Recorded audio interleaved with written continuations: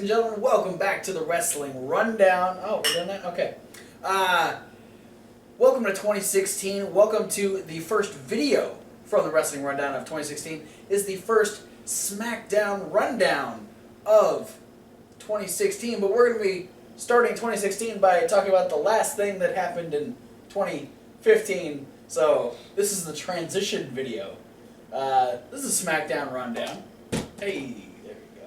You say 2016 like 3 more times, please. 2016, 2016, 2016. All right. You feel better now? Nope. All right. Hope you guys had a safe holiday. Hopefully you guys aren't too hungover today. Good luck.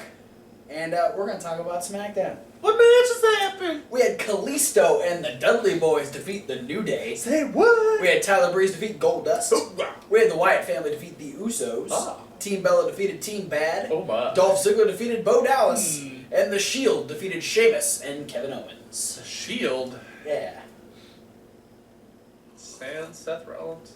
Well, duh. Well, then it's only a shell of what the Shield used to be. It's 2/3 of a shield. It's the Doesn't protect you.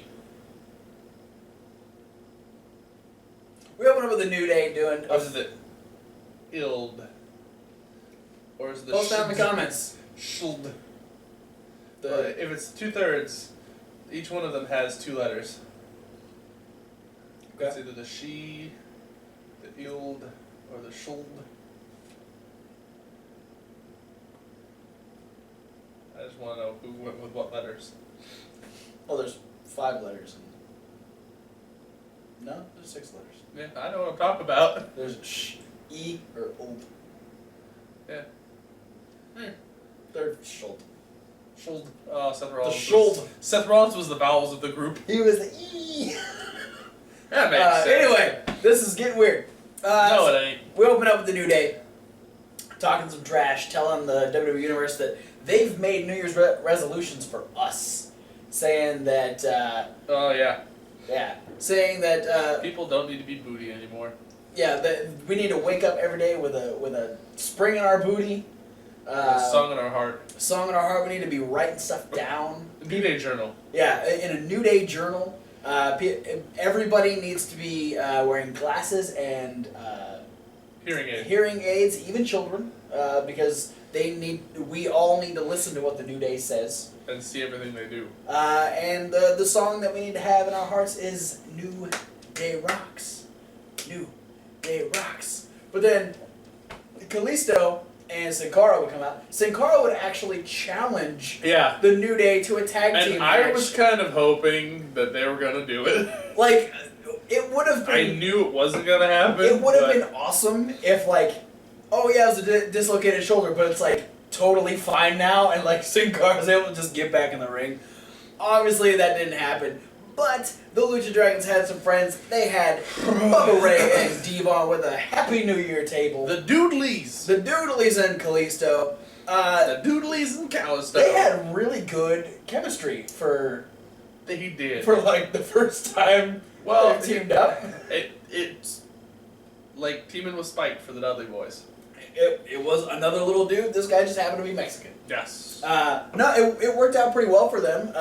The New Day had some great, like, really good quick tags too. Yes. Everyone had some really good chemistry in this match. Very good, very well put together. Good opener. Yeah, it was. Like a good opening segment. I mean, there was a promo, but it wasn't like 16 minutes long. No, and it was a New Day promo, so even if it was 16 minutes, we would have been entertained the whole goddamn time. Yeah. The whole goddamn time. But Keep it tight. Kalisto would hit a seated senton from Bubba's shoulders on the top rope to Xavier Woods. Big E would get a 3D from the Dudley Boys. Kofi would get tagged in just in time to get a rope-assisted Selena del Sol, and Kalisto would pick up the win. Kudos to the Dudleystos. And then Xavier Woods would get put through the Happy New Year table. The Happy New Table? The Happy New Table. Then we had a rematch from last week, I believe. Tyler Breeze versus Goldust. Tyler Breeze versus the Goldilocks. Way better chemistry this time. Yeah. Not the greatest of ends. I mean, it was a good heel end. Tyler Breeze picking up the win, putting his feet up on the ropes. I think that's the point. But yeah, I'm hoping we get at least another match between these two because I think. Yeah, it's going to be interesting to see where they go with Tyler Breeze from here because after the match they dropped the big announcement that Summer Rae and Tyler Breeze are splitting up. This is good for Tyler Breeze because I don't think Summer Rae has done anything for Tyler Breeze. No, I mean it was how they brought him in. There's fireworks going on outside, so don't worry about the noises. Yeah. So, I mean, I'm just curious what their plan is at this point.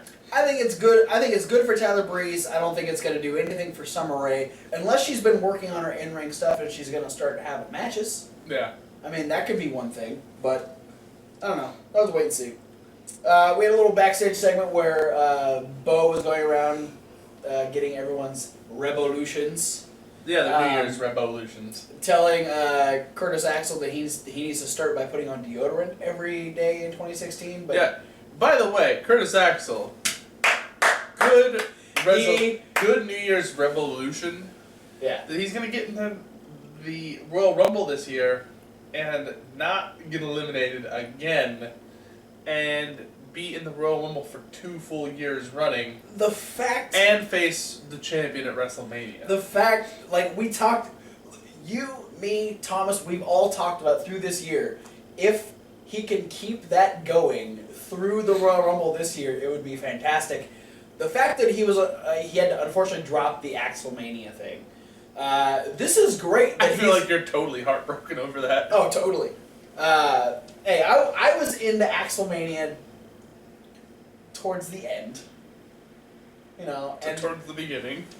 Okay, yeah, towards the beginning, and then when he actually became Hulk Hogan too, then I was done. I was done with it at that point. But the fact that he brought it back just in time, I'm hoping he's in the Rumble. And well, you know he's gonna be, but it's gonna be like. I think they're gonna keep it going. Kane's gonna knock him out on the way to the ring or something. Hey, you know what? And even if he gets in and gets eliminated, he's still in the 2015 Royal Rumble. Well, no, technically he'd be still in 2016. No. Yeah, because he just got eliminated from the 2015 Royal Rumble. Yeah. So here's my prediction: is he's going to get back in the ring and get eliminated twice. Yeah, you're probably right. He's gonna use the first elimination. He's gonna use the 2015 reprieve, so the first elimination didn't count. And then he gets back in, and then he gets eliminated from the 2016. Yeah, by Goldberg. Fuck you. What do you have against Goldberg? It's Goldberg. What? He's old now. Who gives a fuck about Goldberg? He's Oldberg now. Yeah. Fuck now that I'm gonna guy. figure out how many names of wrestlers I can put old into. Anyway, he would eventually get to Dolph Ziggler and say that Dolph Ziggler never says anything funny. And that was funny. That was a funny bit they did. Yeah, but this is all setting up for a match that they have later on in the show. And Takes him out with a super kick. Yeah, Dolph Ziggler makes him think he's gonna super kick him, and then he taps his New Year hat and then walks away.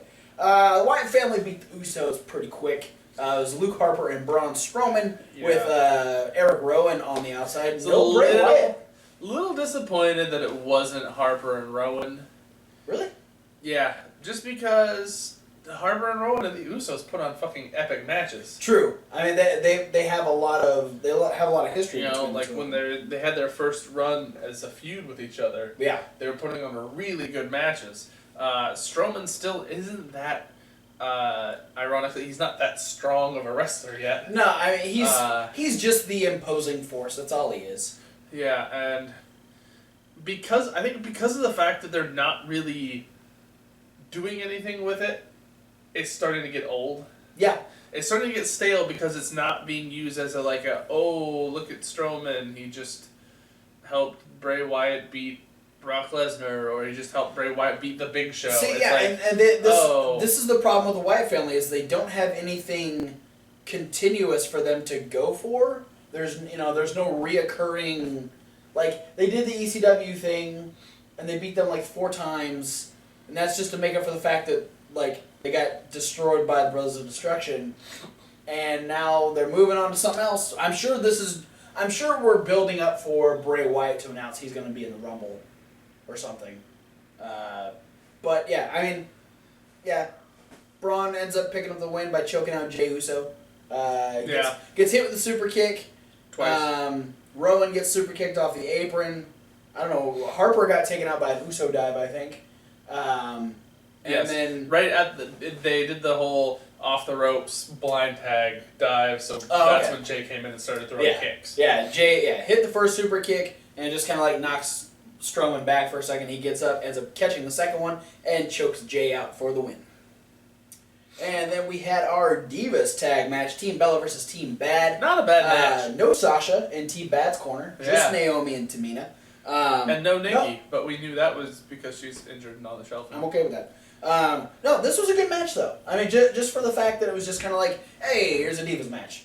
And there was no Charlotte, there was no Becky, there was no Sasha. The main divas who are like usually getting the TV time weren't there. So this was good for these 4 girls though. Yeah, giving them a chance to do stuff. It was a good match. It is a little bit strange that they didn't have any of like the main storyline components. Yeah. On the show. I know they are. Right. I know they've been doing a lot of house shows this week, which is why there were certain people that weren't at Raw. There's other people doing other shows right now. So, I don't know. It was a... Yeah, that's another thing I noticed is there were no extra League of Nations people either. Just Sheamus. Yeah. I actually just realized that. No Rusev, no Del Rio. And no Wade Barrett. That's not a surprise. Team Bella would pick up the win. He's hardly there. This was a good moment. This was a good moment for Brie. Brie would be in the ring with Naomi, and she'd be going for her running knee in the ropes. Tamina would try and take the move to help Naomi. Yeah, she pushed Naomi out of the way and took the knee to the face. Yeah, but Naomi wasn't able to put Brie away. She'd go for her corner bulldog. End up getting shoved into the corner all by herself, come back and get hit with a yes factor by Brie, and Team Bella picks up the win. Yeah, Alicia Fox did really well in this match. Good, yeah. Throwing some awesome drop kicks. She got those long legs. She can throw drop kicks for days, bro. Yeah. Yeah. And she got backflipped. Yeah, she does that. She goes over really fast. I was saying that on, I think, Raw about the fact that she's the best at taking the bank statement. Yes. Because she takes that back crasher and she can kick herself really well. Back really well. She idolizes or utilizes the fact that she hits that backflip really well. She idolizes her backflip. She idolizes her own backflip. What's in that cup, bro? I don't know. It's definitely something. Then we had Dolph Ziggler versus Bo Dallas. Wasn't much to this match. This was just kind of a random match for them to have. I liked that they had Bo Dallas actually doing something with someone who means something to the audience. Yes. Yeah, it wasn't him versus Ryback. Him versus Ryback, or him versus Fandango, or him versus Mark Henry. It wasn't like, oh, we know he's just going to completely lose this match, or we don't really care. Like, I feel bad for saying that about Fandango, but the crowd doesn't really give a shit about Fandango right now. Yeah, it's like Bo, has a lot of matches against guys who don't get much TV time. Yeah. Fandango, he did Mark Henry, who we only see Mark Henry do like one match a month. Yeah. If that. And then a lot of times we see him go against somebody like Ryback, who we know is just going to crush him. Yeah. But to have him go against Ziggler, somebody who's commonly on the show, every Raw, every Smackdown. Exactly. Always putting on really good matches, and usually somehow getting himself involved in some sort of storyline. To have Bo Dallas be interacting with this person, I think is a big up in favor of Bo Dallas. Yeah, and his playful mentality worked really well in this match too. Is he did his first victory lap, and when he got back in the ring, he spun around and went, "Yeah, baby!" And then he got hit with a drop kick. And then this played towards the end, he'd get Ziggler in the corner, and he'd do a small in-ring victory lap. He'd go for an avalanche in the corner, which Dolph Ziggler would avoid, and as he hit the corner and turned around, he got caught with a super kick, and Dolph Ziggler picked up the win. And then we had our main event where the sugary chin music. What? Sugary chin melody. Sure. Sure.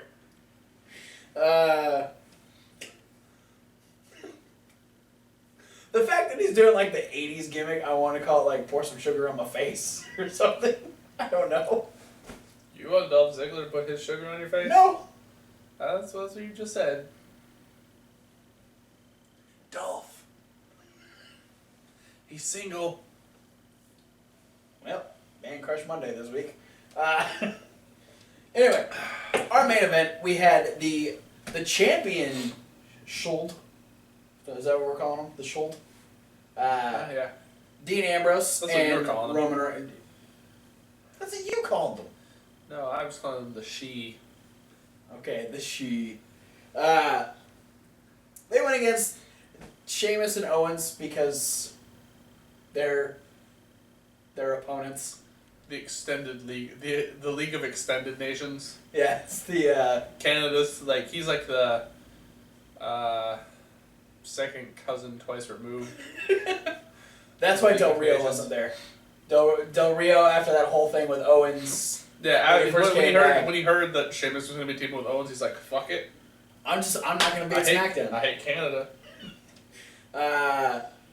This was a good match. I mean, it was. It is the thing. It was a hey, let's put the champions over. It's like, hey, let's do Owens and Ambrose again, and then let's put Roman Reigns in there.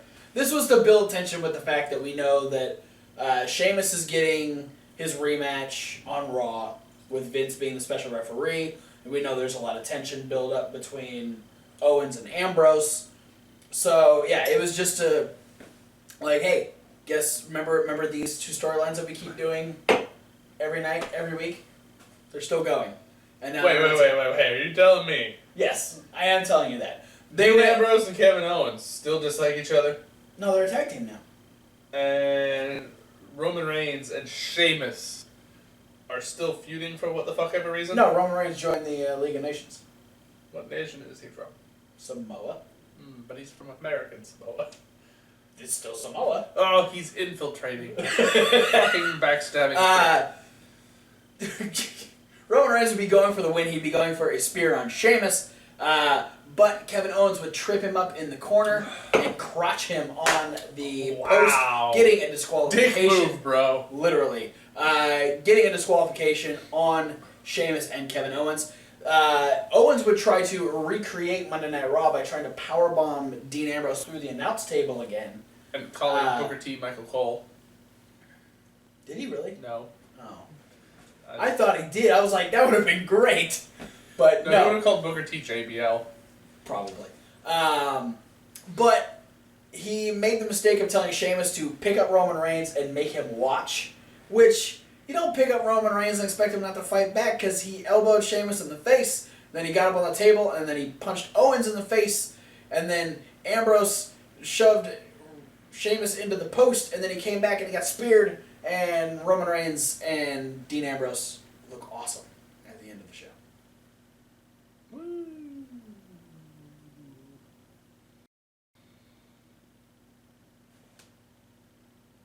Don't forget to like, favorite, and subscribe.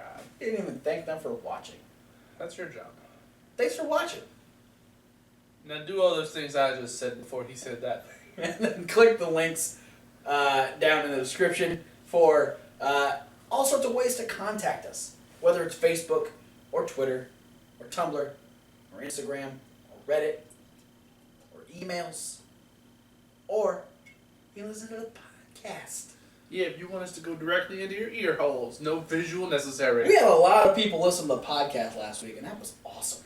We had like 30 or 40 plays on our podcast last week, so thank you for that. Salute.